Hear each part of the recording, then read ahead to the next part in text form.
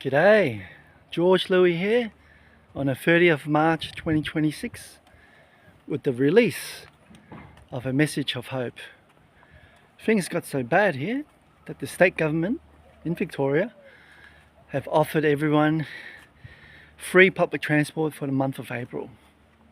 That's to give you a little context where we are in terms of the country, especially economically. And also today's video, it's a follow-up from a video I made about Kyle Sandilands a little while back. Yeah, so I've read that Kyle Sandilands was standing outside the federal courthouse. Typical Kyle, suits, hair slicked back, cameras rolling, journalists pressing in from every direction, just fighting to get his job back. That's his intention. $100 million contract it was. 85 million still outstanding according to him. And what he talked about was breakfast. Breakfast. He does a breakfast radio show. Yeah. He mentioned almost in passing that since losing his job, he'd been feeding his son breakfast for the first time. Picture that, for the first time. Now, if you're a journalist, that's color copy. If you're a lawyer, entirely irrelevant. But if you're a parent, something about that stops you cold, doesn't it? Now I better make way. There's someone around here. There you go. Now this is a man earning $10 million a year. 10 million Australian dollars a year. Who in 2023 purchased a $14 million house in Vaucluse. I hope I pronounced that right. It's one of the most prestigious addresses in Sydney. And of course, standing outside a courthouse fighting for a contract that would set most families up for generations. Did you hear that? The detail that slipped out while the cameras were rolling was breakfast. Not the money, but breakfast. Get this, right? They've estimated the monthly mortgage repayments on that property he's got have been reportedly announced. So in the worst case scenario, around $72,500 a month. That's his mortgage repayment, right? Figure how much he's been borrowing to pay for that house. Some people in this country will work an entire year to earn close to that figure. There's a lot of cars here because it's after school. And someone is paying it monthly just to sleep in that building. Well, hello, that's not a home. That's an expensive place to recover between shifts. Goodness. Wow, seeing a lot of traffic. And yet we look at that life and something in us wants it. It's not the payment, not the 104 weeks, just the mansion part. We see the surface and we want to live there. That aspiration, that quiet pull towards more and more, towards bigger, towards the life that looks extraordinary from the outside, it isn't new. And it isn't wicked in itself. It's just a house, right? But Jesus told a story about where it leads that I think it's the most important thing I have to say today. So, as usual, if this is making sense to you, yes, please give it a thumbs up, subscribe to this channel, and share my previous videos far and wide. So from Luke chapter 16, verse 19 to 25, have a listen. There was a rich man who was clothed in purple and fine linen, and who feasted sumptuously every day.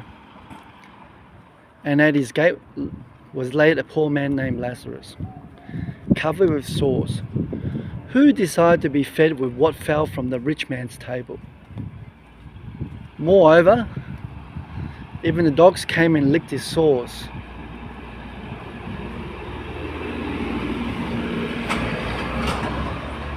Well, the poor man died and was carried by the angels to Abraham's side. The rich man also died and was buried. And in Hades, being in torment, he lifted his eyes and saw Abraham far off and Lazarus at his side. And he called out, "Father Abraham, have mercy on me." But Abraham said, "Child, remember that you were in your lifetime received your good things." The rich man was not condemned for being rich. I don't think so. Read the passage carefully. Abraham doesn't say that.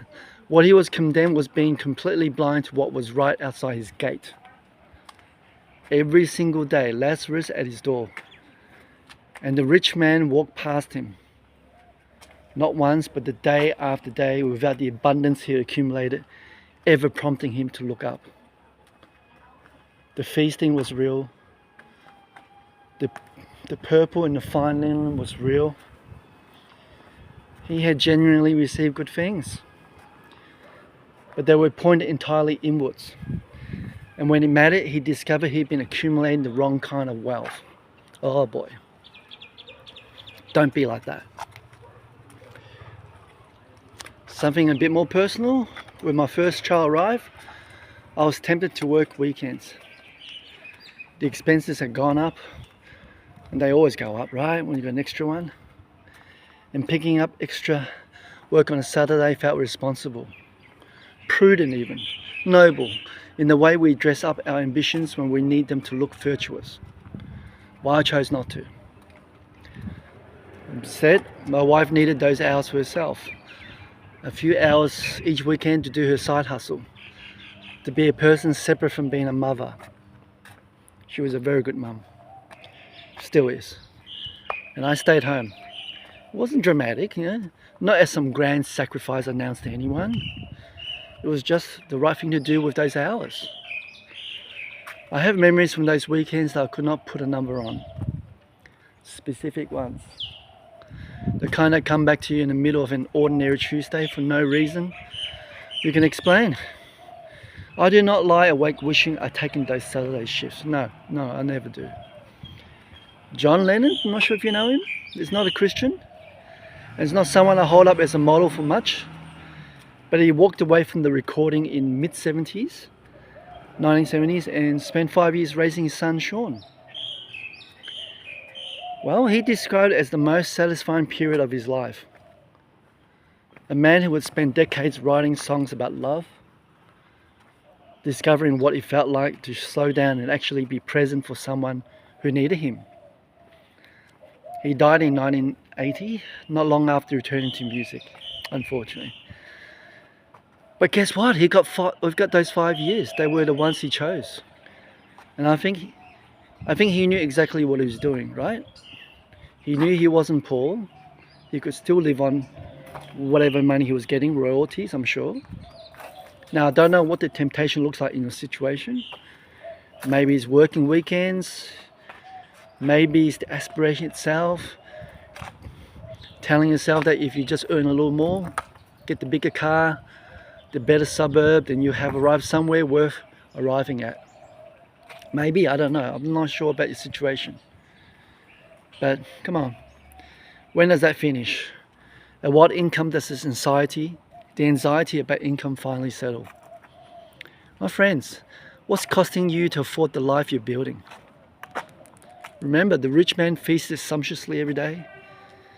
And Abraham's verdict, when the season ended, was simply this: you in your lifetime received your good things.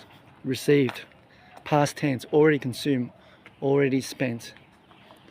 The life you're working towards already partly here, because it exists in the hours that haven't been claimed yet, in the weekends that haven't been invoiced, in the breakfast table that has a chair with your name on it. Now, Kyle Sandilands stood outside the courthouse fighting for $85 million. I can see where that's coming from, yeah? That's a lot of moolah. And what slipped out while the cameras rolled, the thing he mentioned almost as an aside, was breakfast. You in your lifetime received your good things. Remember that. You cannot recover yesterday's breakfast. And that's the message of hope today, my friends. Thank you so very much for joining me on this day. As usual, please, it will help the algorithm to make things a lot better for other people. So hit the like button, subscribe to this channel, and share the message. Share this video to your loved ones. I'll see you around tomorrow. Bye bye.